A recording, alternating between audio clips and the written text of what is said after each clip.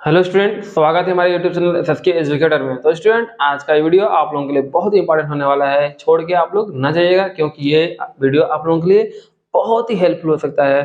तो स्टूडेंट, क्यों हेल्पफुल हो सकता है ये वीडियो? इसलिए हेल्पफुल हो सकता है क्योंकि आपका लाइट का जो चैप्टर है उसका बहुत ही महत्वपूर्ण पार्ट आज डिस्कस होने वाला है। तो स्टूडेंट, आप इस वीडियो में बने रहिए, काफी अंत तक बने रहिए, और लास्ट में एक न्यूमेरिकल आपको दिया जाएगा, उसे सॉल्व करके जरूर बताइए कि उसका आंसर क्या होगा। तो स्टूडेंट, लास्ट तक इन तक रुके रहिए, क्योंकि आप लोगों को न्यूमेरिकल दिया जाएगा और न्यूमेरिकल को सॉल्व करके बताना भी आपको है, नहीं तो आप स्किप कर जाएंगे तो आपको न्यूमेरिकल नहीं आएगा, स्किप करेंगे तो न्यूमेरिकल नहीं आएगा, तो आपके एग्जाम में आएगा, आप कर नहीं पाएंगे। तो आइए स्टूडेंट, स्टार्ट करते हैं हम लोग टॉपिक। सबसे पहला टॉपिक क्या स्टूडेंट? स्फेरिकल मिरर है। तो बच्चों, स्फेरिकल मिरर होता क्या है? देखिए, स्फेरिकल मतलब तो एक तरह का गोलाकार कोई मिरर होगा, है ना? ऐसा गोलाकार मिरर, ऐसा मिरर तो हम लोग देखे नहीं है। तो देखिए क्या होता है यार, अगर हम लोग के पास एक स्फीयर है, हॉलो स्फीयर है ना? अगर मान लीजिए कांच का कोई हॉलो स्फीयर है, उसकी अगर हम लोग यहाँ से काट देते हैं, यहाँ से काट देते हैं, तो स्टूडेंट कैसा आकार बनेगा? इस तरह का बनेगा कि नहीं आकार बनेगा? इस तरह का 3D टाइप का, ठीक है, इस टाइप का आकार आपका बनेगा, है ना? तो ये जो होता है स्फेरिकल मिरर का आकार होता है, इसे हम लोग कहते हैं स्फेरिकल मिरर, है ना? और स्फेरिकल मिरर स्टूडेंट दो प्रकार का होता है। कैसे दो प्रकार का हो सकता है? जैसे कि जानते हैं हम लोग, मिरर क्या होता है? मिरर के एक साइड से क्या होता है? पेंट होता है, और ये जो है आपका पेंटेड नहीं है। तो अगर इसको हम लोग पेंट करना चाहें तो दो तरीके से पेंट कर सकते हैं। एक बाहर की तरफ पेंट कर सकते हैं और एक अंदर की तरफ पेंट कर सकते हैं। तो बच्चों, बाहर की तरफ कैसे पेंट करेंगे? बाहर की तरफ जब हम लोग पेंट करेंगे इसे, तो उसे हम लोग कहेंगे कुछ और नाम होगा। जब अंदर की तरफ पेंट करेंगे तो उसका भी कुछ और नाम होगा। तो आइए यही जानते हैं, इससे मतलब इसका मतलब यही लग रहा है कि इसके दो टाइप होंगे, है ना? यानी कि कनकेव मिरर और एक होगा आपका कन्वेक्स मिरर। तो आइए इसको हम लोग थोड़ा हल्के से बनाते हैं और देखते हैं कैसे क्या होता है। तो स्टूडेंट, आपको ये दिख रहा होगा, बहुत ही इजी आपका आपका देखिए, इसे क्या कहते हैं अभी बता रहे हैं। अगर आप जान रहे हो तो हमसे पहले कमेंट करके बता देंगे क्या कहते हैं, नहीं तो हम बताएंगे। कमेंट आप करते रहेंगे तो हमें मालूम चलेगा कि आपको ये सब चीजें आ रही हैं, नहीं तो हमें लग रहा है कि नहीं आ रही है। तो कृपया आप कमेंट करते रहें स्टूडेंट। अगर आप सच्चे स्टूडेंट हैं तो कमेंट जरूर करेंगे, और अगर आप स्टूडेंट बस ऐसे हैं कि चलो चलो वीडियो देख रहे हैं, टाइम पास कर रहे हैं, तो आपको लगेगा कमेंट नहीं करना चाहिए। तो आइए स्टूडेंट, देखते हैं हम लोग। ये देखिए, इसे कहते हैं हम लोग कनकेव। क्या कहते हैं? कनकेव कहते हैं। कहते हैं कनकेव कहते हैं, यानी कि अवतल। हिंदी में कहते हैं इसको अवतल, इसको कहते हैं कन्वेक्स, है ना? कन्वेक्स, है ना? इसको कहते हैं उत्तल। कन्वेक्स है ना, कन्वेक्स कहते हैं इसको, कनकेव कहते हैं ना। यानी कि कनकेव किसे कहते हैं बाबू लोग? जब किसी गोली दर्पण का, क्या है इसका? गोली दर्पण का एक पार्ट है दोनों। जब किसी गोली दर्पण का रिफ्लेक्टिंग माने परावर्तक पृष्ठ अंदर की तरफ हो, कहाँ हो? अंदर की तरफ हो, उसे हम लोग क्या कहते हैं? अवतल दर्पण कहते हैं। क्या कहते हैं इसको हम बाबू लोग? अवतल दर्पण कहते हैं, ठीक है, इसको अवतल। मतलब कि एक और तरीके से कह सकते हैं, जब किसी अवतल दर्पण या फिर उत्तल गोली दर्पण का परावर्तक पृष्ठ क्या हो? बाहर की तरफ हो, तो उसे हम लोग क्या कहते हैं? अवतल दर्पण कहते हैं, ठीक है। और देखिए, जब किसी भी गोली दर्पण का परावर्तक पृष्ठ क्या हो? बाहर की तरफ हो, तो उसे हम कहते हैं उत्तल दर्पण, ठीक है। तो आपको अवतल दर्पण और उत्तल दर्पण समझ में आ गया होगा। कोशिश करते हैं। जैसे अपने हाथ को देखिए, देखिए चिकना है ना भाई। चिकना मतलब क्या हो सकता है? ऐसे कोई भी चीज फिसल सकती है, यानी क्या? लाइट रेज रिफ्लेक्ट हो सकती है। इसका मतलब क्या हुआ यार? ये परावर्तक पृष्ठ हुआ, यानी ये क्या हो गया? अवतल दर्पण हो गया, ठीक है। अगर यही काम ऐसे हाथ कर लेंगे तो ये इस प्रकार का आकार बनेगा, जब उत्तल दर्पण होगा। यानी ये हो गया आपका अवतल दर्पण और उत्तल दर्पण, ठीक है। अब देखिए क्या होता है, देखिए क्या होता है। अब हम लोग जानेंगे कुछ इससे संबंधित, क्या जानेंगे इससे? कुछ term related to this, term related to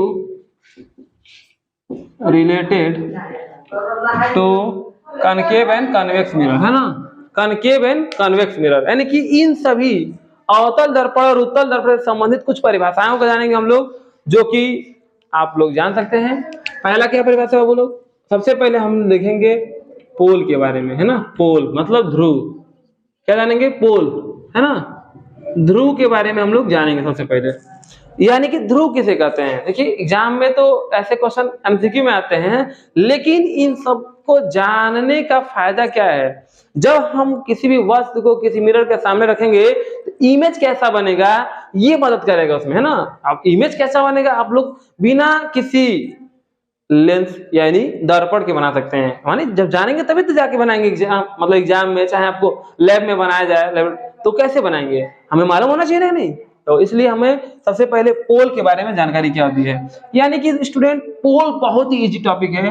mirror हो गया आपका, कोई भी मिरर हो, अवतल दर्पण हो, उत्तल दर्पण हो, कोई भी दर्पण हो, है ना। दर्पण का जो मध्य बिंदु होता है ना, यानी दर्पण है, इस दर्पण का जो मध्य बिंदु होगा, इसका जो मध्य बिंदु होगा वो क्या कहलाएगा, दर्पण का ध्रुव कहलाएगा। इसे हम लोग P से प्रदर्शित करते हैं, है ना। यानी कि कह सकते हैं दर्पण का मध्य बिंदु ही क्या कहलाता है, दर्पण का ध्रुव कहलाता है ना। दर्पण का मध्य बिंदु क्या कहलाता है, दर्पण का ध्रुव कहलाता है। बहुत इजी टॉपिक है। अब आते हैं, हम लोग जानते हैं, अब इससे पहले एक दो टॉपिक और लेते हैं, सेंटर ऑफ कर्वेचर, है ना, सेंटर ऑफ कर्वेचर और रेडियस ऑफ कर्वेचर, है ना। यानी हिंदी में कहते हैं वक्रता केंद्र और वक्रता त्रिज्या, वक्रता केंद्र और वक्रता त्रिज्या। ठीक है, वक्रता केंद्र होता क्या है बाबू, देखिए सबसे पहले आपको पहले से अवगत करा चुके हैं कि ये जो हमारा दर्पण है एक खोखले गोले का भाग है। तो बच्चों बताइए, खोखला गोला है तो उसका केंद्र होगा और उसका अपनी त्रिज्या होगी। खोखले गोले की जो त्रिज्या होती है वही क्या होती है, इस अवतल दर्पण की त्रिज्या होती है। यानी कि अवतल दर्पण जिस खोखले गोले का कटा हुआ भाग होता है, उसी खोखले गोले की जो केंद्र होता है, उसी केंद्र को हम क्या कहते हैं, सेंटर ऑफ कर्वेचर कहते हैं, यानी कि वक्रता केंद्र कहते हैं। मतलब यानी कि अवतल दर्पण का वक्रता केंद्र जिस खोखले गोले के कटे हुए भाग का होता है, उसी के केंद्र को हम लोग वक्रता केंद्र कहते हैं। इसको हम लोग C से प्रदर्शित करते हैं। किससे करते हैं बच्चों, C से प्रदर्शित करते हैं। ठीक, अब देखिए वक्रता त्रिज्या क्या होती है, यानी कि किसी दर्पण की वक्रता त्रिज्या खोखले कटे हुए गोले के त्रिज्या को ही क्या कहते हैं हम लोग, उस दर्पण की वक्रता त्रिज्या कहते हैं। इसको हम लोग R से प्रदर्शित करते हैं। यानी कि सिंपली है, जिस खोखले गोले का भाग है जो उसकी त्रिज्या थी वही क्या होगी, रेडियस ऑफ कर्वेचर होगा, रेडियस ऑफ कर्वेचर होगा या फिर वक्रता त्रिज्या होगा। और जो खोखले गोले का केंद्र था वही क्या हो गया आपका, इस दर्पण का भी वक्रता केंद्र हो गया। ठीक है, तो ये आपका होगा 3 टॉपिक। अब आता है बाबू लोग प्रिंसिपल एक्सिस। ये बहुत ही मोस्ट इंपॉर्टेंट टॉपिक है, क्योंकि जब प्रिंसिपल एक्सिस आपको समझ में नहीं आएगी तो आप कोई भी इमेज नहीं बना पाएंगे। ठीक है, तो आप लोगों को सबसे पहले प्रिंसिपल एक्सिस जानना पड़ेगा। तो आइए हम लोग जानते हैं प्रिंसिपल एक्सिस है क्या आखिर में। तो बच्चों बहुत ही आसान है, आप इसके पहले आपको बताते हैं कि ये आपका क्या हो गया, वक्रता केंद्र होगा, यानी जो केंद्र उसका होगा, यानी जो इसका केंद्र था वो इसका क्या हो गया, वक्रता केंद्र हो गया। तो बच्चों वक्रता केंद्र से और ध्रुव से जाने वाले जो काल्पनिक रेखा होती है उसी को हम लोग क्या कहते हैं, क्या कहते हैं, दर्पण। दर्पण का क्या कहते हैं हम लोग, प्रिंसिपल एक्सिस, है ना, प्रिंसिपल एक्सिस कहते हैं ना, यानी कि दर्पण का अक्ष कहलाता है ना। दर्पण का मुख्य अक्ष हिंदी में कहते हैं बच्चों। हिंदी में भी आप लोग जानते रहिए, क्योंकि हिंदी और अंग्रेजी जानना बहुत जरूरी है। अगर आप हिंदी जानेंगे तो हिंदी वाला बुक पढ़ेंगे, अंग्रेजी जानेंगे तो अंग्रेजी वाला बुक पढ़ेंगे। लेकिन आप लोगों को हम एक बात बता दें कि आप कोई भी टॉपिक पढ़िए उसका इंग्लिश जरूर जानिए, क्योंकि आपको कोई भी टॉपिक अगर पढ़ना हो अच्छे से तो आप लोगों के पास बहुत से फॉरेन बुक मिलेंगी जो इंग्लिश में लिखी हैं, इसलिए आपको इंग्लिश लैंग्वेज बहुत मोस्ट हो जाता है। तो स्टूडेंट आप लोग हिंदी मीडियम से हो तो कोई दिक्कत ना है, लेकिन आप इंग्लिश जानने की जरूरत है आपको, क्योंकि इंग्लिश बहुत ही अच्छी है। ठीक है, अब आइए देखते हैं हम लोग, ये हो गया प्रिंसिपल एक्सिस। यानी अगर हम कहें एक लाइन में प्रिंसिपल एक्सिस किसे कहते हैं बच्चों, प्रिंसिपल एक्सिस किसे कहते हैं बाबू लोग, मुख्य अक्ष किसे कहते हैं, किसी दर्पण के वक्रता केंद्र सी और ध्रुव से होकर जाने वाली जो इमेजिनरी लाइन होती है यानी काल्पनिक रेखा होती है, उसी को क्या कहते हैं हम लोग? दर्पण का मुख्य अक्ष कहते हैं। ठीक है, सिंपल ही हो गया। अब बाबू लोग, अब हम लोग जानते हैं दर्पण का द्वारक क्या होता है। भाई अब देखिए, दर्पण का द्वारक, द्वार होता है ना सबका, द्वार यानी घर द्वार होता है ना, द्वार जिस पर एंट्री करते हैं हम लोग, तो उसे हम लोग द्वार कहते हैं। उसी प्रकार से जब प्रकाश प्रवेश करेगा तो उसके लिए भी तो रास्ता होना चाहिए, तो जितना जगह लेता है प्रकाश जाने में, उसी को उसका दर्पण का द्वारक कहते हैं। यानी कि इसके पास इतना द्वारक होगा, यानी जितना एरिया, देखिए इसके बाहर तो लाइट ले नहीं सकता है, इसके बाहर लेगा तो क्या होगा? दर्पण से दूर हो जाएगा, यानी उसको हम लोग नहीं लेंगे। यानी दर्पण का द्वारक क्या होगा? अगर हम ए कहें और बी कहें तो जो ए बी है, इसी को क्या कहते हैं हम लोग? दर्पण का द्वारक कहते हैं। यानी कि दर्पण के द्वारा जितना जगह, जितना एरिया में वो लाइट को लेता है, उसी को क्या कहते हैं हम लोग? दर्पण का द्वारक कहते हैं। ठीक है बच्चों, दर्पण का द्वारक बहुत इंपॉर्टेंट टॉपिक है। अब आइए हम लोग जानते हैं वक्रता त्रिज्या क्या होती है। वक्रता त्रिज्या जानने से पहले हम लोग को पहले फोकस जानना पड़ेगा, है ना। तो फोकस जानने के लिए अब करना क्या पड़ेगा, आइए जानते हैं हम लोग। फोकस जानना भी बहुत जरूरी है। फोकस जब तक नहीं जानेंगे तब तक आप लोग वक्रता त्रिज्या नहीं जान पाएंगे। तो आइए बच्चों जानते हैं हम लोग सबसे पहले फोकस क्या होता है। इसे प्रिंसिपल फोकस भी कहते हैं। ठीक है, अब आइए देखिए, आपका ये आपका लेंस, सॉरी लेंस है, मिरर है, दर्पण है, इसको दर्पण कहते हैं हम लोग। लेंस भी पढ़ाया जाएगा जल्द ही, ये टॉपिक जैसे खत्म होगा उसका लेंस ही आएगा। तो देखिए ये है आपका अवतल दर्पण, है ना, अवतल दर्पण है, इसे पी कहते हैं, यानी मुख्य पोल कहते हैं इसको, इसको मुख्य अक्ष कहते हैं। और ये आपका वक्रता क्या हो गया? केंद्र हो गया। तो बच्चों देखिए बहुत इंपॉर्टेंट टॉपिक है यह, फोकस किसे कहते हैं?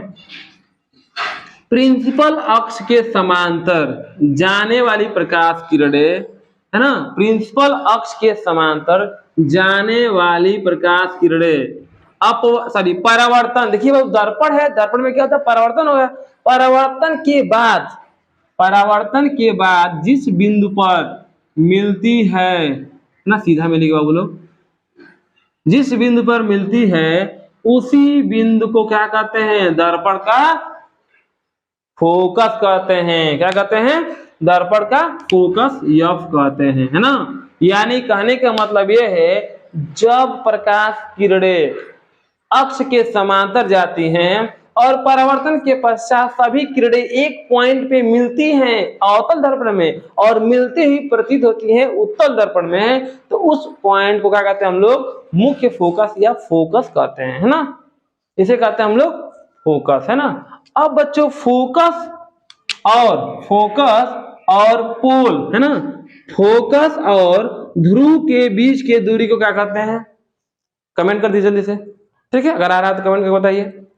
फोकस और ध्रुव के बीच के दूरी को क्या कहते हैं? फोकल लेंथ कहते हैं, है ना, फोकल लेंथ कहते हैं ना। यानी कि क्या कहते हैं इसको हिंदी में? आप लोग कमेंट करके बताएंगे, है ना। यही बताया भी है, अगर याद होगा तो आप बता देंगे। तो ये तो हो गया आपका दर्पण से संबंधित आपकी परिभाषाएं, है ना। यानी कि वक्रता केंद्र हो गया, वक्रता त्रिज्या हो गया, ध्रुव हो गया, मुख्य अक्ष हो गया, ठीक है, और आपका फोकस हो गया, फोकस दूरी हो गई, है ना, फोकस दूरी हो गया, फोकल लेंथ जिसे कहते हैं, फोकस दूरी हिंदी में कहते हैं, ठीक है ना। ये आपकी इतनी चीजें आपकी हो गई। तो बच्चों अब हम लोग जानेंगे कि कुछ रूल होते हैं, है ना। अब आइए उस रूल को भी जान लेते हैं, है ना। रूल क्या होते हैं? देखिए रूल का मतलब क्या होता है? कैसे इमेज बनता है, उसका रूल क्या है ना। उस रूल को जानने से पहले थोड़ा सा हम लोग जान ले रहे हैं कि एक फार्मूला जान ले रहे हैं ना, relation between focal length and, देखिए क्या है, बहुत इंपॉर्टेंट है, इस पे क्वेश्चन भी पूछता है हमेशा। What is the relation between, first of all you have to know that what is the relation between focal length and radius of curvature. It means that, अगर हिंदी में बोले तो क्या रिलेशन होता है फोकस दूरी और वक्रता त्रिज्या में, क्या संबंध होता है ना। यानी कि आपसे सिंपली इतना बोलने का मतलब नहीं है, एफ और देखिए एफ मतलब स्मॉल एफ और कैपिटल आर में क्या संबंध होता है बच्चों, कैपिटल आर और स्मॉल एफ में संबंध क्या होता है? स्मॉल एफ आपका क्या होता है? फोकल लेंथ होता है, और कैपिटल आर क्या होता है? वक्रता त्रिज्या यानी कि रेडियस ऑफ कर्वेचर होता है। तो बाबू अभी आपका फिगर बनाए थे, आप फिगर में ही जान सकते थे कि कभी भी क्या होता है, किसी भी दर्पण का जो फोकस होता है वो क्या होता है? वक्रता त्रिज्या से छोटा होता है। यानी यहां तक ले क्या था आपका? वक्रता त्रिज्या था, और यहां से यहां तक क्या था? फोकल लेंथ था, है ना। तो बाबू हमेशा क्या होता है? एफ हमेशा क्या होता है, सॉरी आर हमेशा क्या होता है? एफ से बड़ा होता है। यानी किसी भी दर्पण का पूछ सकता है, बताइए कि किसी दर्पण का फोकस दूरी वक्रता त्रिज्या से बड़ा होता है कि छोटा होता है? तो बाबू फोकस दूरी का हमेशा क्या होता है? छोटा होता है ना। तो आइए इसमें रिलेशन जानते हैं स्टूडेंट। यानी रिलेशन क्या होता है? देखिए छोटा है तो कितना छोटा है, यानी बताया गया है यार रिलेशन में। इसका प्रूफ भी है, लेकिन हम प्रूफ नहीं करा रहे हैं यहाँ पे, क्योंकि आप लोगों के सिलेबस में प्रूफ नहीं पूछता है, तो टाइम बर्बाद करने की कोई मतलब नहीं है। इसका अलग से हम प्रूफ एक वीडियो बना देंगे, आपको अगर चाहिएगा तो उसको देख लीजिएगा, नहीं तो ये आपका रिलेशन ही काम करेगा बस। यानी क्या होता है? R बराबर 2F, यानी कि इस तरह कहा गया है F बराबर R/2। यानी इनमें बताया गया है यह कि किसी भी दर्पण की जो फोकस दूरी होती है वक्रता त्रिज्या की आधी होती है ना। किसी भी दर्पण की, यानी कि अवतल दर्पण और उत्तल दर्पण, है ना। अवतल दर्पण और उत्तल दर्पण की फोकस दूरी जो होती है वो क्या होती है? वक्रता त्रिज्या की आधी होती है। यानी कि अगर हम लोग डिफाइन करें इसको, the focal length of a concave mirror और convex mirror is half of the radius of the curvature, है ना। ये आपका डेफिनेशन है। Focal length of a spherical mirror is half of the radius of curvature, है ना। तो student ये आपका रिलेशन हो गया। जैसे कि कहता है कि what is the focal length if the radius of curvature is 20 centimetre, यानी कि फोकल दूरी कितनी होगी यदि किसी गोली दर्पण की वक्रता त्रिज्या कितनी हो? 40 सेंटीमीटर, है ना। ऐसे न्यूमेरिकल आपके एनसीईआरटी में दिया हुआ है, आपके बुक में भी दिया है, आप सॉल्व कर सकते हैं। हम बता दे रहे हैं कि फोकस दूरी कितनी होगी बच्चों अगर रेडियस ऑफ कर्वेचर कितना हो? 40 सेंटीमीटर हो। तो फोकस यह बराबर क्या होता है? R/2 होता है। यानी 40/2, यानी कितना हो जाएगा? 20 सेंटीमीटर आपका हो जाएगा, है ना बच्चों। क्या हो जाएगा? आराम से ये न्यूमेरिकल हो जाएगा। ऐसे न्यूमेरिकल आपको एमसीक्यू में आते हैं ना, बड़े बड़े क्वेश्चन में नहीं आते हैं, 1 नंबर में क्वेश्चन में आ जाएगा और 100% आ जाता है ना। इसे आप इग्नोर ना कीजिए, इसे जरूर में जरूर जितने भी क्वेश्चन आपके एनसीईआरटी में दिए हैं, अन्य बुकों में दिए हैं, उनको सॉल्व कर लीजिए। तो स्टूडेंट आप लोगों को आशा करते हैं ये टॉपिक समझ में आया होगा, और ऐसे ही टॉपिक को जानने के लिए हमारे चैनल को सब्सक्राइब करें और शेयर करें, और ऐसे ही प्यार बनाए रखें। हम अगला वीडियो लेके आएंगे जिसमें क्या होगा, आप लोगों को बताया जाएगा कि इमेज कैसे बनते हैं, रूल कैसा होता है इमेज बनाने का, और कितने कितने तरीके से हम लोग इमेज बना सकते हैं। तो अगले वीडियो का इंतजार कीजिए और लाइक करके कमेंट करके जवाब दीजिए कि हाँ हमें समझ में आया है।